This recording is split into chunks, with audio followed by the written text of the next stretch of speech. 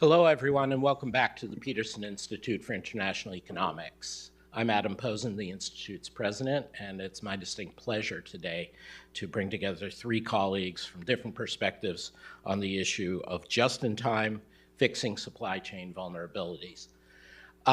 Just-in-time used to be a terrifying word, the secret of Toyota's another success. It has since become terrifying in a different way. That it means you might run out of the key stuff. Sorry to make it so blunt, but the world has gotten obsessed with supply chains for good reason, but that doesn't mean the obsession necessarily takes good forms. And so what we're hoping today is to bring three very distinct but complementary professionals' perspectives on how supply chains are functioning in today's world, and then perhaps bring it back to how US and other governments are or are not dealing with the realities as our three authors see them. Speaking first from a journalist's perspective and an author is Peter S. Goodman, who's the author of the new book, How the World Ran Out of Everything. Many of you read Peter in the New York Times, where he is the global economics correspondent. He's been covering economics there for more than 3 decades. I got to know him during the global financial crisis, and in fact, I think a little before. He's also covered the emergence of China into a global superpower as Shanghai bureau chief for the Washington Post and a technology reporter for the Post before he moved to the Times. He did a 5-year stint in London, wrote about Brexit and the rise of right-wing populism and the coronavirus pandemic. For those of you who understand, he has received not one but 2 Gerald Loeb Awards, which are basically the top award for economic journalism that is out there.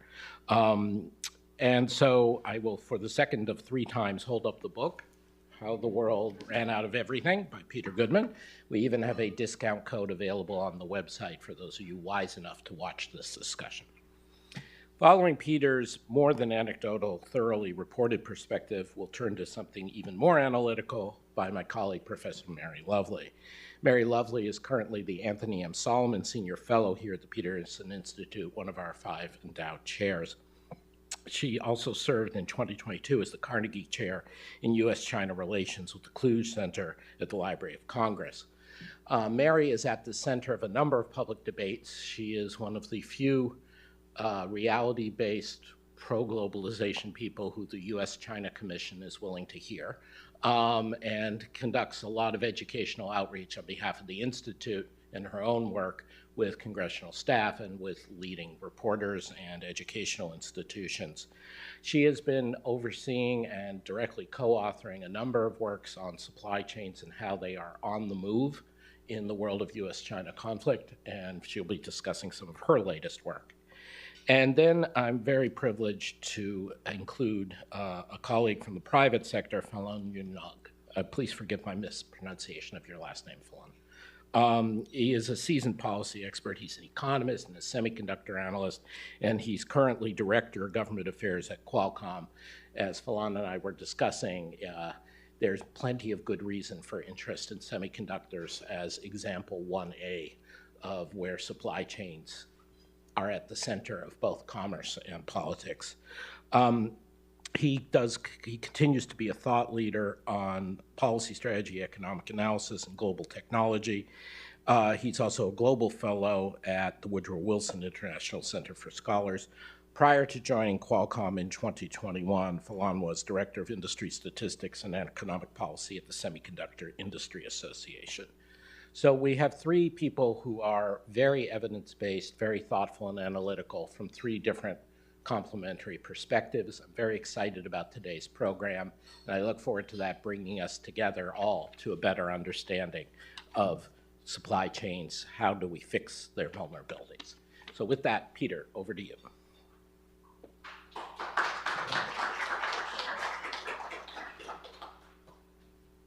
Well, thank you so much, Adam, for convening this, and thanks for all of you for being here. I never imagined that I would write a book about the global supply chain. I mean, it was one of those subjects that was always present in economic reporting. You can't write about the global economy without thinking about supply chains, certainly not during the most recent years, going back to the Trump administration. But this subject was thrust on all of us. I think most of us were invited to not give a thought to the global supply chain or the army of people whose labors go into making our stuff and delivering it to stores and to our doors. And if there's one thing that I hope people will take away from reading my book, it's to never again see a package at your doorstep in the same way, to give a thought to these systems. They're sort of overlapping, ad hoc, improvised systems. It's not as if, a bunch of wizards went to the top of some mountain and designed the most efficient, thoughtful supply chain in a deliberative fashion. There are a lot of gaps. There's a lot of deregulation that goes into explaining how we ran out of all sorts of things during the pandemic. I argue in the book that the pandemic was more of a reveal than a cause of supply chain disruption. It exposed vulnerabilities that had been there all along, that are still there waiting for the next inevitable shock. I trace the passage of a single shipping container from a factory in Ningbo, China, across the Pacific to a warehouse in Starkville, Mississippi. This single container carrying the most important order in the history of this startup company based in Mississippi, run by a guy named Hagen Walker, entrepreneur who dreamed up these plastic novelty cubes, got a deal with Sesame Street to make bath toys, and in the fall of 2021 is waiting anxiously for these cubes that have been made despite shortages of all sorts of components and raw materials and people in China. Finally got on a container ship, first order that was ever big enough to fill a 40-foot container, discovered that his usual cost of $2,500 or so to move a container across the Pacific, skyrocketing to $25,000, $26,000, $27,000, and still he couldn't get his stuff on ships. And then he gets this thing across the water and runs into the mother of all traffic jams that I think we remember well. There's 50 plus ships off the port of the twin ports of Los Angeles and Long Beach in October 2021 when his box arrives, floats around for several weeks until it finally docks. And then I get into the history of rail and the breakdown of rail. I look at the trucking industry. And at the end of this harrowing journey, we are forced to confront questions about the merits of relying so much on production in a single country that, not incidentally, we're having a trade war with. The book is not an indictment of globalization. It's not an indictment of international trade, but it's an argument that we need to reconfigure, rethink, de-risk, whatever term you want. But what I'd like to say with my brief time up here is that there is this now healthy debate, a reemergence of place in our consideration of manufacturing and transportation in place of, pretending that a factory in Shanghai is, for all intents and purposes, the same as having a factory in Delaware or Ohio because container shipping is free and reliable. We've discovered that, or at least my book tries to point out, that container shipping looks an awful lot like an largely unregulated international cartel, and much of our global economy is at the mercy of a bunch of actors we don't often think about, don't scrutinize. But I want to argue that the terms of this debate over what to do, regulation, de-risking, decoupling, whatever term you like in terms of our reconfiguration of our trading relationship with China, which will remain at the center of global manufacturing. The framing tends to be, do we want efficiency or do we want resilience? That we're trading off resilience for efficiency. And what I have taken away from digging in to this one shipment and lots of other industries as well is that is a false trade-off. And within this kind of ruthless form of efficiency that has governed our supply chain is a lot of inefficiency. And I'll give you just a couple of brief examples that are fleshed out more in the book. I went and spent time with almond farmers in the Central Valley of California. Almond farmers rely on containers that come in typically from Asia, loaded up with factory-made goods, unloaded at places like the ports of LA and Long Beach, and then they're railed or trucked up to the Central Valley to pick up things like almonds, get put on a ship out of the port of Oakland, and off they go to the customers. And when I was visiting in the spring of 2022, some of the largest almond producers, and California is the source of 80% of all almonds in the world, it was striking that there was this anxiety going along with excitement over the new crop that was showing up, because the last year's crop was largely sold, but it was stuck in warehouses because nobody could get a ship to stop at the port of Oakland. I mean, some were, but not many. It was extremely difficult to get cargo on board the ship because the shipping carriers were making so much money moving goods from China across the Pacific to the west coast of the United States that it was not economic for them to unload and then send the empties up to the Central Valley. They just stuck the empties back on the ships, which is something they always do for balance purposes, but it was happening more and more. Essentially, we were burning diesel oil to ship air back across the Pacific because the economics of loading up with more goods on the other side of the Pacific were so compelling. So that's one example. I dig into rail, and Adam mentioned just in time, which is a central element of my book. I argue that there's a very bright idea pioneered by Toyota. A lot of good has come from it. But the consulting class, and I spent a lot of time with this one guy at McKinsey in my book, essentially turned it into this crude imperative to just slash inventory, take the savings, hand it to the investor class as a reward for being smart enough to hire McKinsey to run their operations, give it to the shareholder through dividends or buybacks. Very good for the investor class. Not so good operationally when we discover we don't have the capacity to make ventilators in the middle of a pandemic, or we don't have PPE for frontline medical workers in the wealthiest, most powerful country on earth. Well, on rail, there was this thing called precision scheduled railroading that I think many of us have heard about, which I argue is just a fancy way of saying, let's fire lots of people, let's make the workforce more flexible, meaning people have to be away from their families. Traveling maintenance crews who I spent time with have no idea when they can be home. They're missing the births of children. They can't be home for surgeries, for relatives, for the deaths of relatives. And so people are quitting along with being fired. Lots of trains are longer than ever. There are fewer trains. And what's governing much of this is this obsessive financialization in the name of efficiency. So the rail companies say to Wall Street, we will prove through our metrics that we are giving you efficiency, such as lowering dwell time. Dwell time is the amount of time that a cargo is sitting in a rail yard. And so I discovered, talking to this engineer out in Idaho, that this guy was routinely pulling cargo to the wrong destinations. And this wasn't an accident. This wasn't incompetence. This was a result of these incentives. Somebody running a rail yard in Nebraska said, I got to lower dwell time. That's my job. So whatever the next train is, I'm attaching these auto parts, these chemicals that are supposed to be going to California. Well, now they're going to Oregon. And never mind that someone's going to be waiting longer for those parts, that somebody is waiting to repair their car and they can't. Some paint manufacturer can't make their product because they can't get these chemicals. So that's highly inefficient in the name of this ruthless efficiency.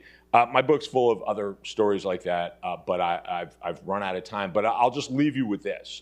If we have a supply chain that's dominated by these sorts of metrics, like another is return on asset, right? And if you drop inventory, you have increased your return on asset. It's a simple, division problem. It's a ratio. Well, as a business school professor I quote in the book put it to me, yeah, that's really great. But if you can't make a ventilator in the middle of a pandemic, you can't say, well, at least our share price is high. And that's essentially what we've built. Thanks very much.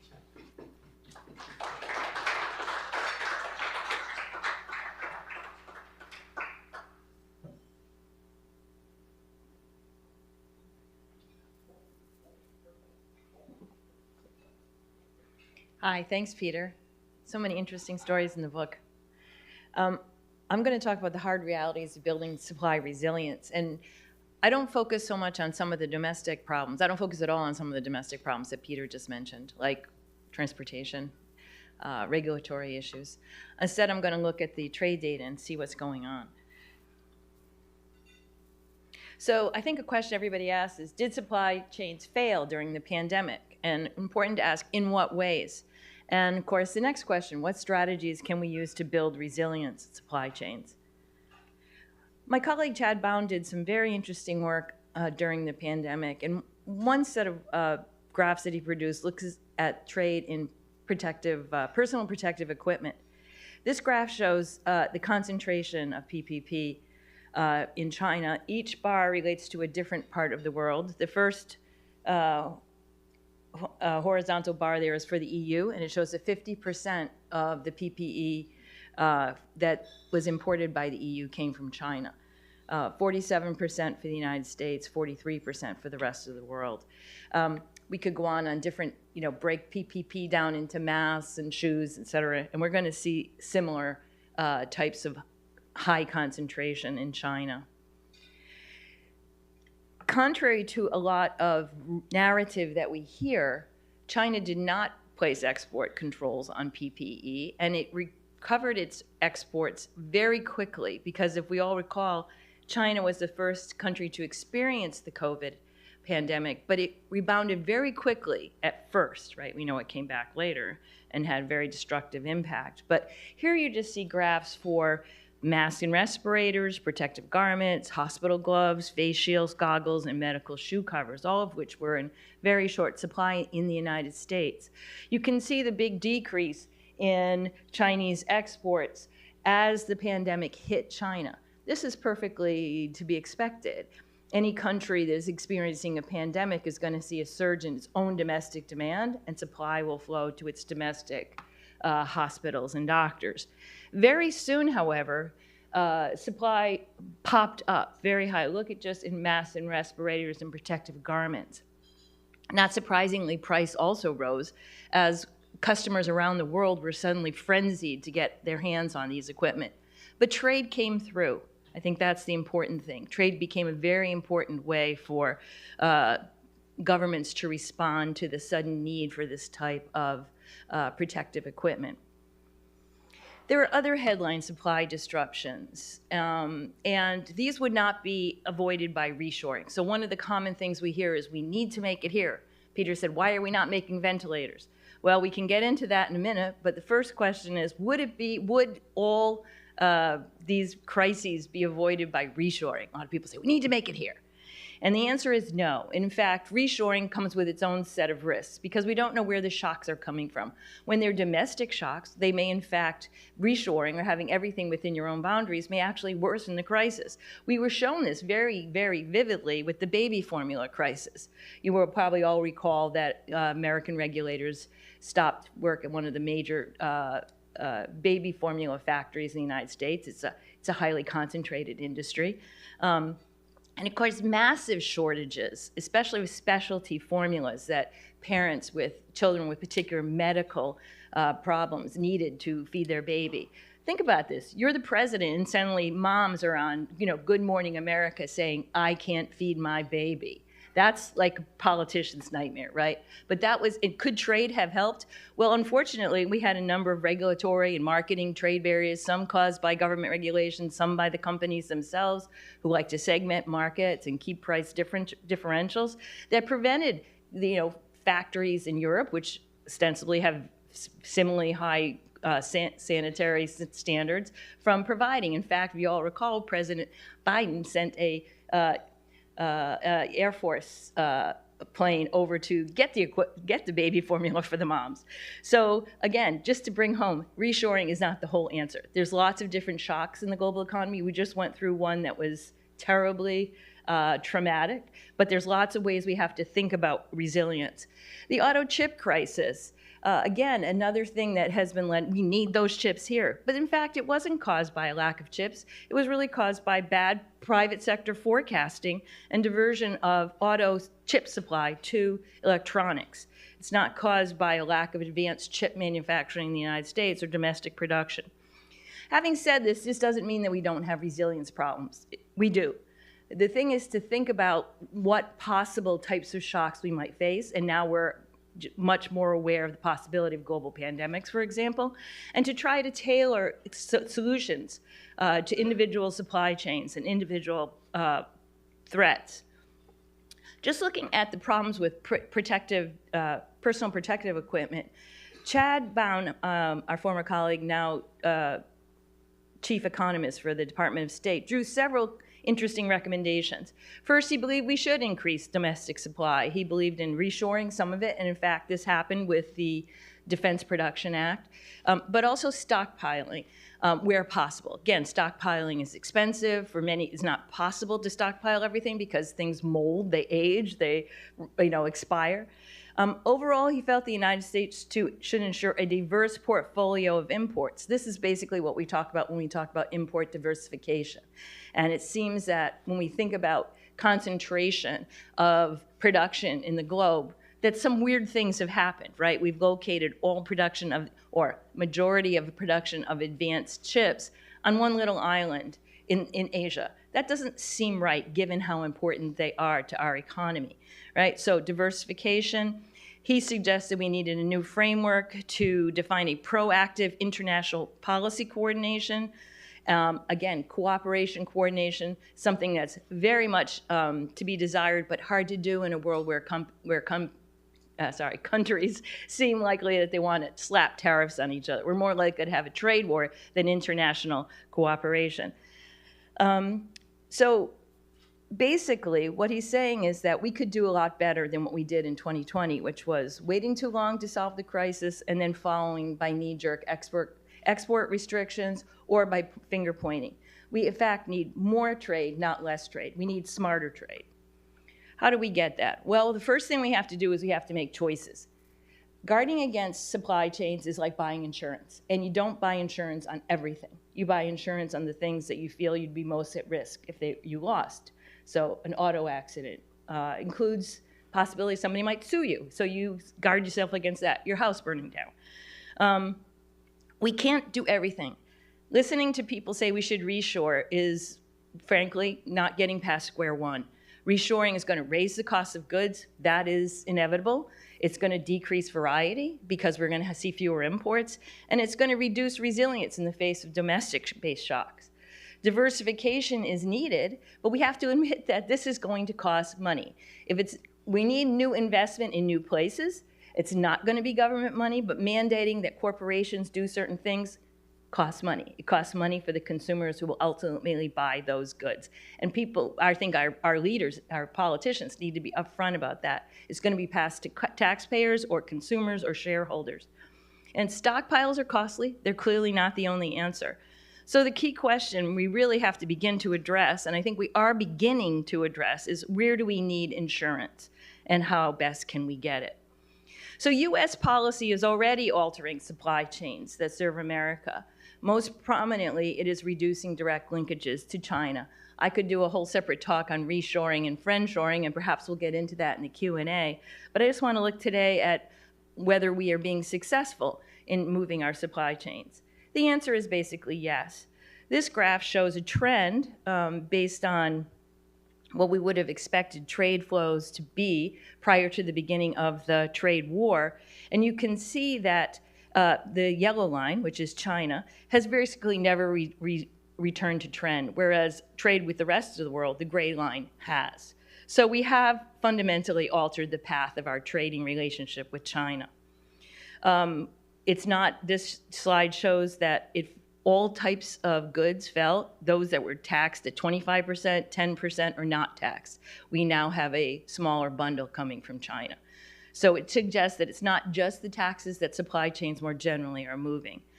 If we look at what types of products are really moving away from China, here I divide products by how they're manufactured, labor-intensive, low-skill tech, medium-skill tech, high-tech. You see that the big changes are coming in labor-intensive and high-skill tech. That seems weird. Labor-intensive, yeah. We could see that Vietnam, Thailand, other countries could pick up shoes, but what about snapping together cell phones? Oh, that's in the high-tech, and that's where you see big changes. So which countries offer the best alternatives to China? Here we see that US imports from China have fallen, But they have risen from Mexico, the red line. Blue line, China, it's fallen month to month. These are month-to-month changes. So we're seeing Mexico picking up some of the activity that used to be in China. But there's really only a few middle-income countries that have emerged as goods exporters. The pink dot at the top is, of course, Mexico, with whom the United States has a very special relationship. Also India, Turkey, and Vietnam, which has come on very strong. So when we ask where are they going to go, the likely candidates are pretty much known. When we look at things like high skill and technology intensive manufacturing, and when we're looking for the low skilled parts of that, we're going to see really only a handful. Only Vietnam and India, and to a small extent Turkey, have been able to actually raise their shares of global exports of that type of good. When we step out and look at the big picture, you can see this is a comparison between 2019 and 2022. And you see that there's only a few countries that have actually increased their share of global exports, including South Korea and Malaysia and Vietnam. But hey, there's a big guy at the end over there. Remember me? It's China. So for the US, as China has fallen, Vietnam has gone up, and we're going to think right away about the next problem, which is that a lot of those inputs come from China. China's goods export share remains high. Peter said China's still with us. It's going to be with us. Its exports are now shifting, and it's shifting to particularly other parts of Asia. Are these goods going to be completely absorbed within those countries? The answer is no. They're going to go into as intermediate goods that are going to show up in the goods that get exported from Vietnam and Thailand and Mexico to us. So we've done some work on friendshoring, which unfortunately I'll skip through, and just my conclusions. There are supply chain problems. There's no easy and cheap fixes. We have to be grown up about this and say we have to make choices. We can't protect ourselves from everything. Trade builds resistance, even though diversification is needed. So we need a strategy that preserves the international trading system, but adds diversification. The US is reducing its direct reliance on China. The new locations are few and obvious. Our government should be able to figure out how we can make this process happen, recognizing that it's going to be done mostly by the private sector. Third, China is deepening its linkages to low and middle income countries. Is that going to be a problem for us? How far are we going to go? There's a lot of stuff here in Washington talking about how far we're going to go to play whack-a-mole with Chinese value added. And lastly, insurance is costly. Choices have to be made, recognizing both national security, economic security, and efficiency concerns. Thank you.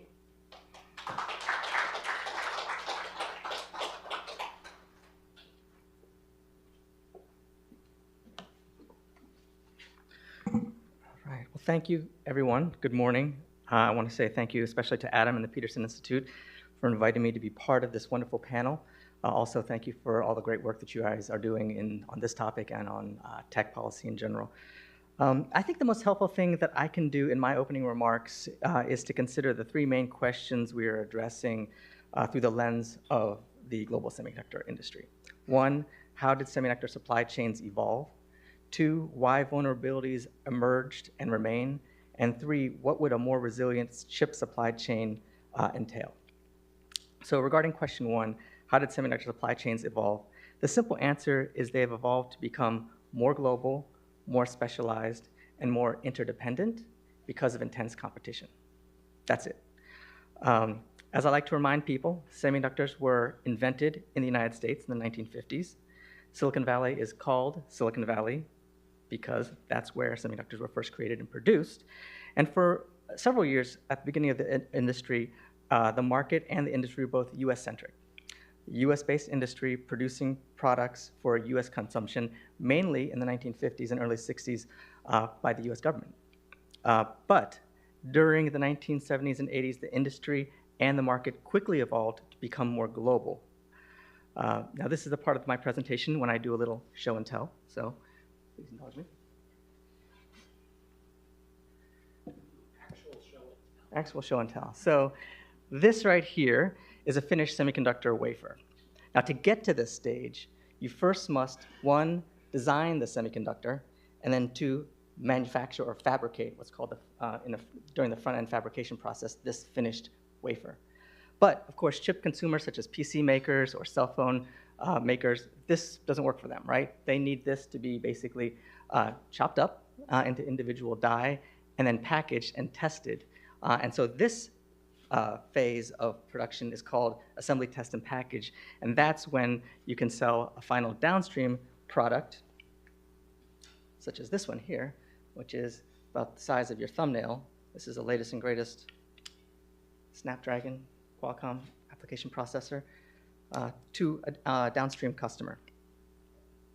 Now, in the 1970s and 80s, the US chip industry realized that it was cheaper and more cost competitive to do this final stage of assembly, test, and packaging outside the United States, specifically in Southeast Asia. And that's where the hub of this third stage of ATP has basically been since then. Now then, in the 1990s, the fabless foundry business model was invented, which led to further specialization in chip design and front-end fabrication stage. And this is really important for a company such as Qualcomm.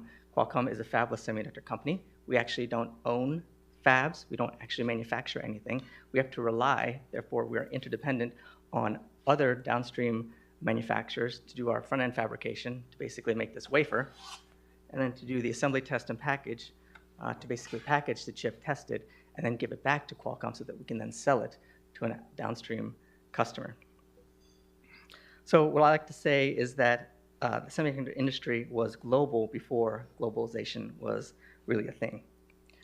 Today, it is really not uncommon for a different firm to do each of these three stages of production: design, front-end fabrication, back-end assembly test, in three separate countries. That's sort of the norm for the semiconductor industry. Now, if you can put up the graphic, I have a graphic here which basically represents the global chip supply chain today. Now, the point of this graphic is basically to show how complicated it is. So don't actually try to understand sort of what is going on with each of these different stages.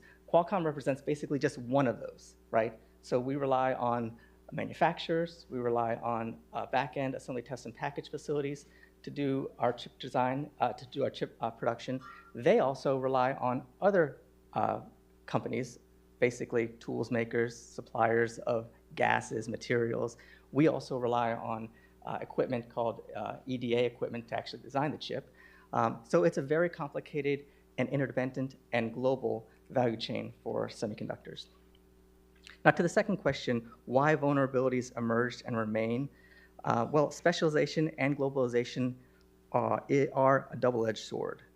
While economic efficiencies are maximized under such a globalized system, it is vulnerable to a host of potential disruptions. Exhibit A would be the COVID crisis that we experienced in 2020 and 2021. But before COVID, there was the Fukushima earthquake in 2011, which many folks don't realize, but was also quite disruptive to the semiconductor supply chain. There are a number of fabs actually in Japan that specialize in very discrete products that only they in those fabs make. So when the earthquake happened, many of these fabs were basically taken offline for a number of months, and that actually disrupted downstream supply chains that actually needed those products among a host of other dozens, hundreds, thousands of products that would go into that end product. This is exactly what happened during the auto chip shortage, which was alluded to earlier. Many cars basically stayed on the lot because of one or two chips, and maybe not even those very expensive chips. Let's say a chip that makes your automatic window go up and down, or your seat warmer work, right? Those are all functions in your car that require some sort of semiconductor. And if you don't have that, but you have the 1,000 of other chips, well, you really can't sell the car unless you sort of dumb down the car and say, would you like to buy a car with one of these windows? Which I don't know if anyone wants to do these days. So I don't think these vulnerabilities mean that the industry will move away from a globalized supply chain. As I said earlier, chip manufacturing has distinct stages of production that lend themselves to being done discreetly in many different locations. I think it will stay globalized and specialized because that is the most efficient and effective way to make semiconductors. But because the world is becoming more dependent on semiconductors, the supply chain needs to work all the time. And that's an issue that we are confronting as more semiconductors go into more end products, not just your PCs from in the 1990s. That is where building some level of resilience and redundancy into the global supply chain comes in. For example, from a Qualcomm perspective, we are a major global chip firm, leader in mobile technology. We invest a significant share of our earnings right back into R&D to stay at the cutting edge of chip innovation. But as I mentioned before, we are just one piece of this global supply chain, and we rely and are dependent on many others to do what we do in terms of producing the chips and providing them to our customers. So having more, for example, pure play foundries or ATP partners to work with and having them located in a variety of countries would be helpful to help mitigate and increase the resilience for companies such as Qualcomm and other major players that rely on this system.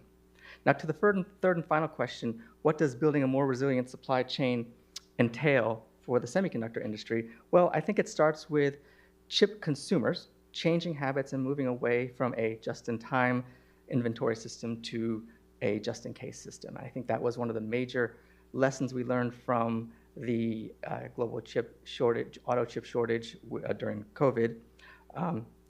It will be costly, as Mary and I think Peter also alluded to, that raises cost when you have to hold more inventory, but those are the insurance policies that I think will be needed to ensure that future supply chain disruptions are not so disruptive.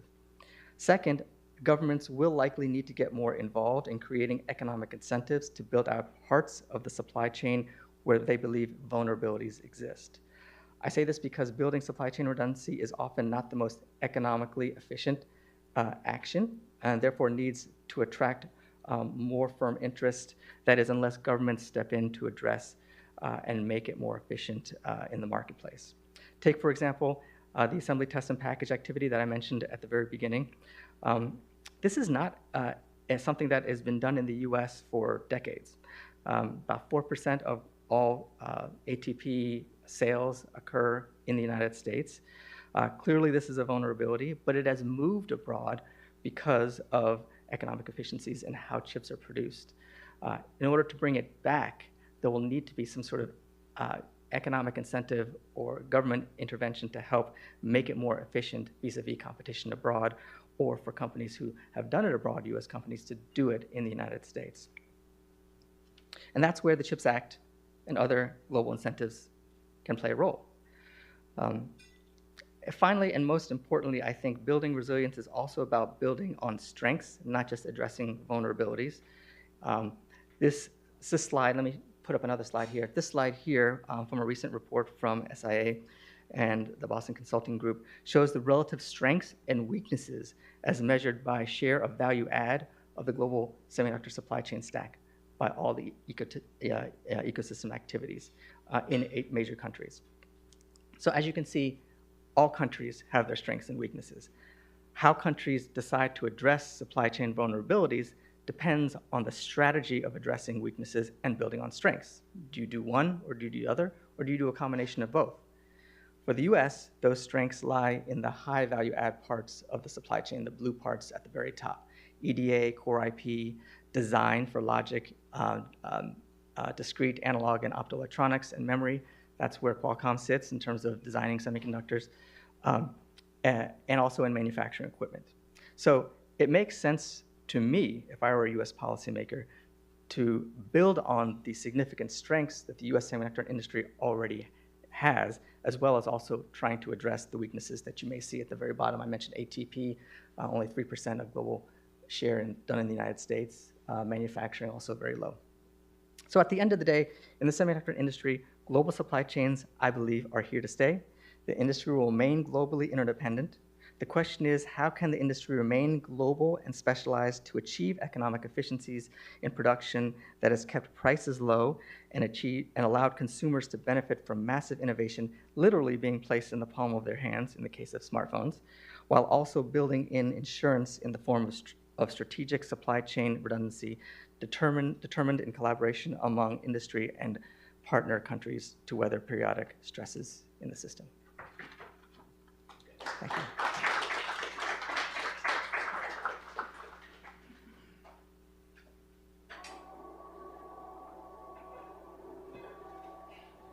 Thank you, Falan, and can I invite all our speakers up one way or another to the table. So We have indeed had three complementary perspectives. There are obviously some differences as well. I think what is key coming out, there are many things that are key coming out of this, but there are two commonalities I would feature from our three distinguished speakers. The first is that supply chains, complex global supply chains as well as intra-country supply chains, developed organically. As Peter said at the start, it wasn't some top-down optimal design. It was, and we discovered this at the Peterson Institute, when the supply chains had their disruptions in COVID, and we started talking to some of our corporate supporters, multinational manufacturers, and asking them, can you confidentially share some data with us? We're just trying to understand what's going on. And they're like, we don't really have the data. We don't really fully know everywhere our supply chain is. I'm sure Qualcomm is an exception to that. But you know, it's because the CFO, in part because of some of the things Peter said, but in part because of some of the efficiencies Mary and Falan mentioned, sits there and on an earnings call says we have to cut 15% in costs. And then somebody running a plant in Arizona says, okay, that means I have to cut 20% in costs. And they call up their floor manager, and their floor manager says, well, I know a guy in Turkey who can get that for you cheap. And they do that. And then the next day, or the next month, or the next quarter, they're like, oh, that's working out pretty well. And the guy in Turkey says, or the gal in Turkey says, yeah, well, I know a person, he happens to be my cousin, in Poland who can get you this. And, you know, just, it comes up. And so I think that is an important thing to understand, that there were real reasons for this happening. That doesn't mean it's optimal, but it also means it's not easy to come up with the optimal top-down design. The second thing, which Mary pointed out, but which was definitely there in both Peter and Falan's remarks, and I've been harping on this for a while, as not our former colleague, our colleague on leave, Chad Bown, has said, you have to think about supply chain resilience fundamentally as an insurance game. How much premium are you willing to pay for steadiness of supply, and which types of insurance? Is it fire? Is it theft? Is it political malfeasance? You know, which types of insurance you want to pay for. So anyway, with that, let me open up the floor to our audience. If anyone would like to ask a question, this meeting's on the record. Jessica has a roving mic, and there's also a standing mic in back. Any volunteers, or else you're going to have to hear the speakers talk more? 0 volunteers. Okay. So Peter, we'll start with you. In reaction to what you heard from your two colleagues, any thoughts? Yeah, sorry. There you go. Can everybody hear me? Yeah. Yeah, I think there is a lot of overlap between what the three of us are up here saying. But I guess I want to push back on this idea that I think was implicit, and well, actually explicit, in what you were saying, Mary, about reshoring. Yeah, there's a lot of talk of reshoring. It's good politics in terms of very strategically significant capital-intensive areas like semiconductors, emerging areas that are deemed strategically significant like electric vehicles. There's obviously a lot of money being spent in the name of reshoring and making things in the United States. But it's hard to find any serious person engaged in the supply chain or policy who thinks we're going to bring everything back to the United States and that's going to be the solution to our problem with supply chains. Again, that's good political sloganeering, but people who make things for a living don't see that as permissible. I think the real question, the way we ought to frame the conversation is, okay, we're going to have globalization. We know that. We're going to look at the risks of tariff policy, started during the Trump administration, continue during the Biden administration. Whatever happens in our presidential election in November, we're still going to be talking about U.S.-China trade animosity. People running multinational companies are taking note of that. They are indeed scouting out places to make things in Mexico, in Vietnam, though there's already a realization that Vietnam is heavily dependent upon the Chinese supply chain, and you don't actually get the insurance that you think that you're buying by going there. And India, I just came back from a couple weeks in India. Walmart's making a big push to triple their sourcing from India from about $3 billion a year to $10 billion by 2027. These are real things and they're happening. But I think the question is, what kind of globalization are we going to have? What incentives are going to govern that globalization? And a couple of things I think we haven't talked about enough that have to be emphasized. One is competition policy.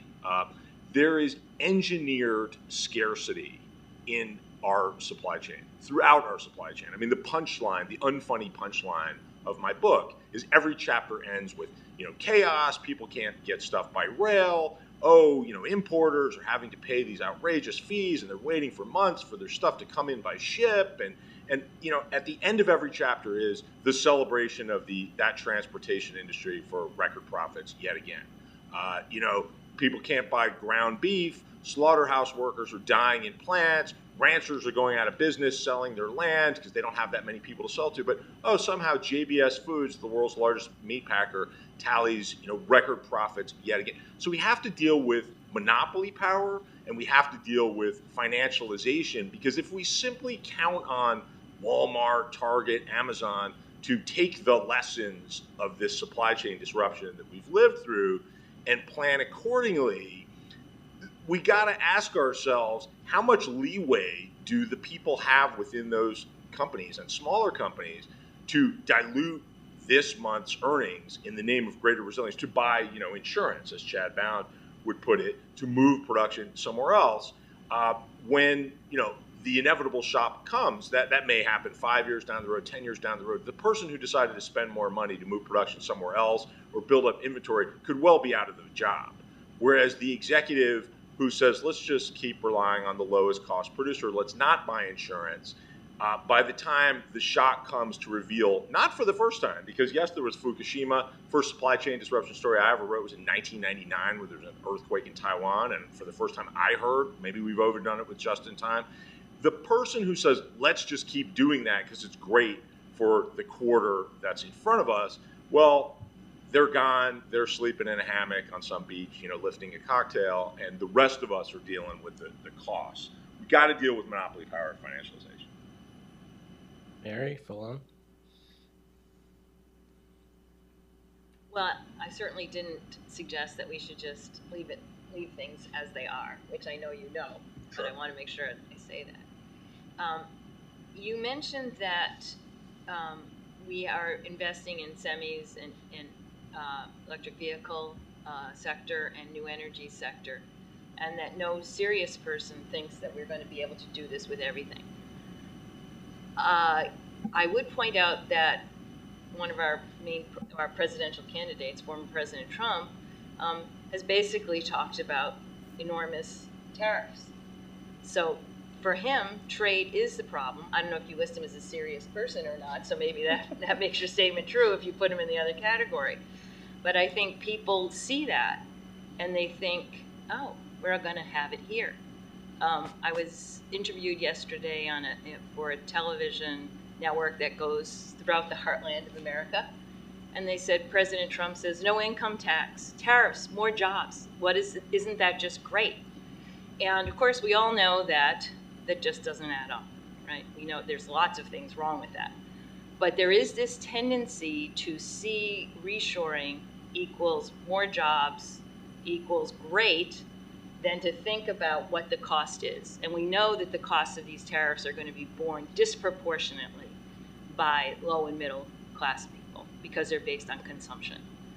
And so I think that while serious people may see that and recognize, hey, we are not going to have these big bills. We are not going to be able to subsidize. If we subsidize semis, we can't subsidize here. And say, well, there's a cheap, off-the-books way to do it. It's called the tariff. And the cost of that and the destruction to the sort of global economy, international relations, asset value will be enormous. So I think it's a moment, Peter, where we have to say that people are thinking about things in a way that needs some correction. Yes, we need resilience, but we also need to be beware of the fix. As far as your point about monopolization, over-financialization, I think these are good points. I think they're largely, aside from international shipping, they're domestic issues. we've had governance failure in the U.S.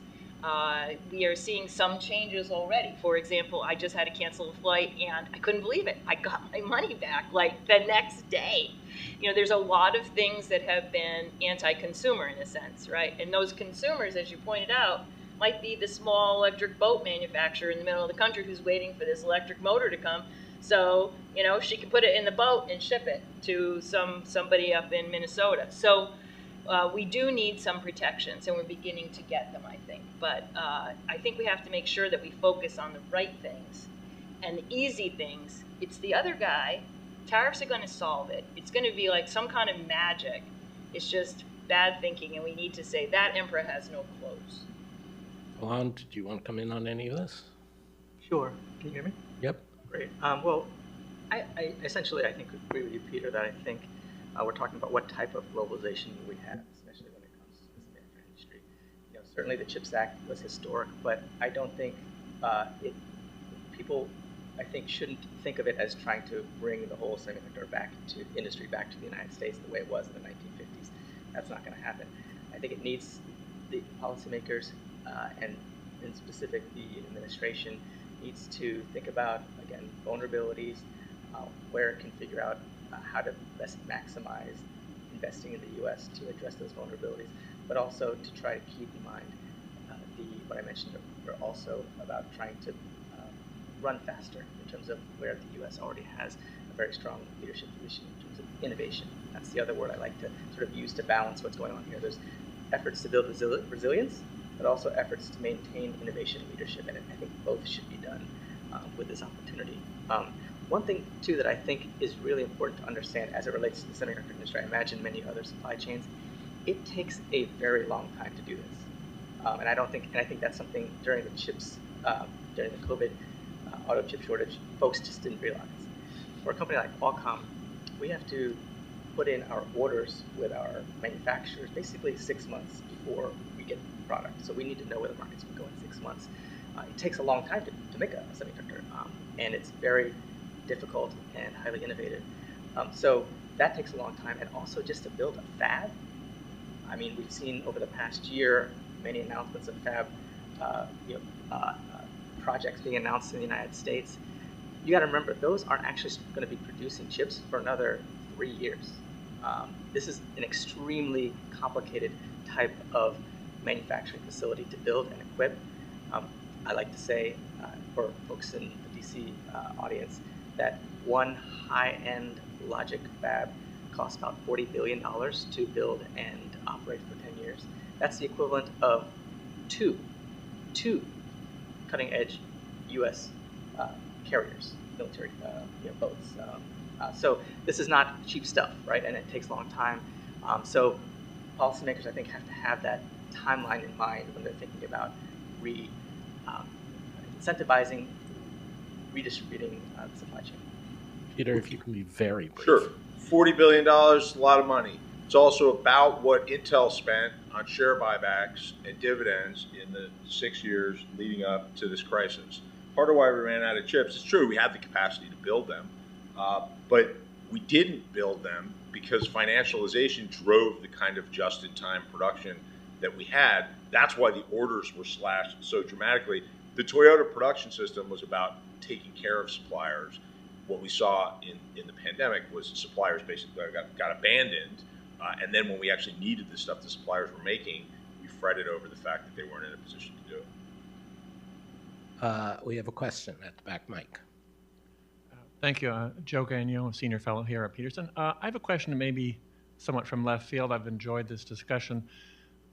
My question is, are people considering possible externalities of changing supply chains, in particular in the policy discussions?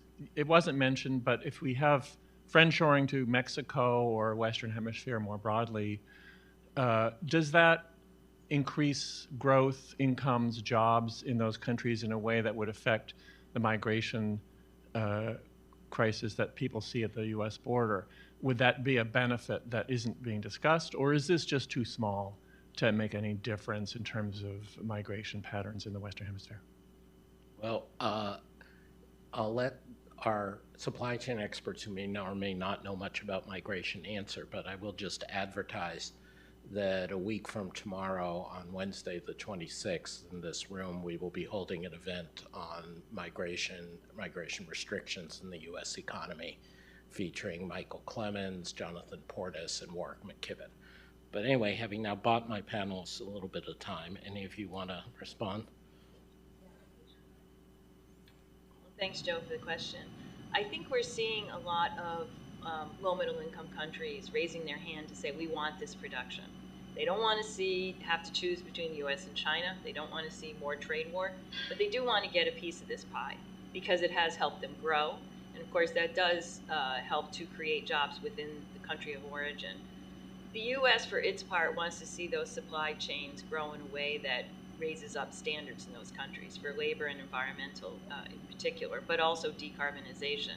And there's the rub, because we want low-income countries to take on levels of regulation and living standards that apply to the advanced economies. So hence we've been slow to really build out our friend-shoring arsenal.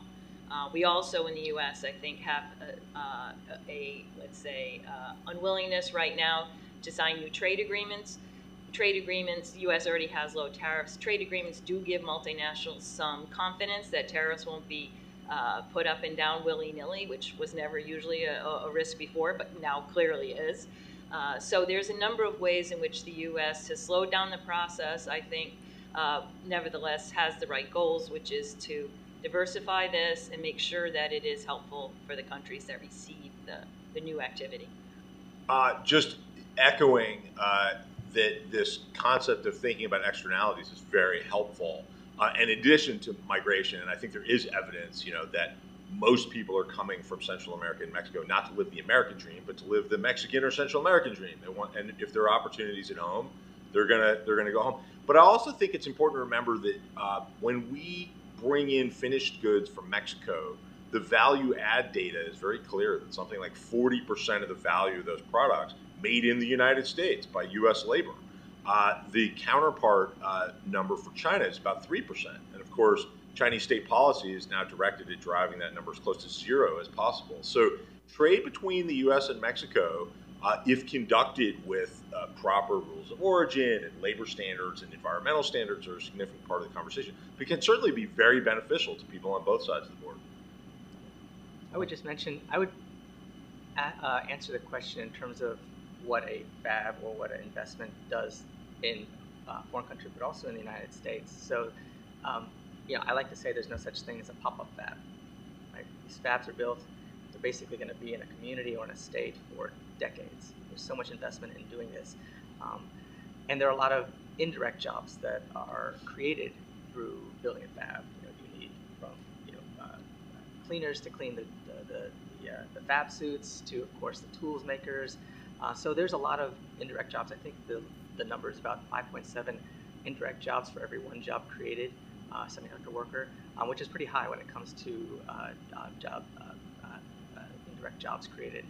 So whether it's abroad or whether it's in communities in the United States that don't necessarily have a footprint, there is very significant externalities of creating economic benefits within those communities. I'm afraid we're going to have to leave it there.